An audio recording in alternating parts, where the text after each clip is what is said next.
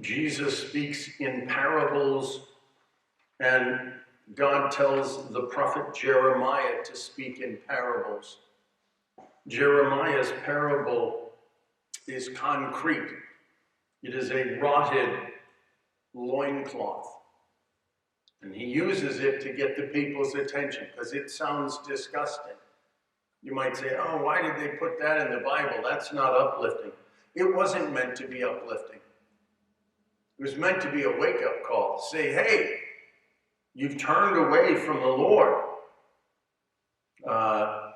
In our responsorial psalm from Deuteronomy, since they have provoked me with their no God and angered me with their vain idols, I will provoke them with a no people.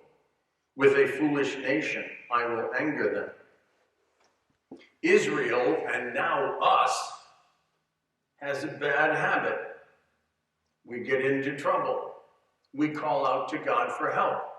God helps us. When God helps us, we become content and then complacent. And when we become complacent, we forget God. When we forget God, we start doing our own thing. When we start doing our other thing, we fall into danger. We fall into terrible things. And when the terrible things come, we say, oh God, we cry out to God again. God helps us. And we are grateful at first, but then we become content and then complacent, and we fall back into sin. It's this rolling pattern. And so we have to ask ourselves, what does God want us to understand with today's parable? Now, I don't mean the ones from the gospel. I mean the ones in our life. What's going on with the corona or the quarantine or the pandemic or the economic situation?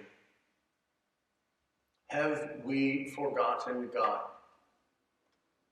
Bad things are going to happen. They do. It's an imperfect world. The question is, how do we respond? And will we call out to God and continue to honor and worship and give him praise? Or will we call out to God and then grow complacent again?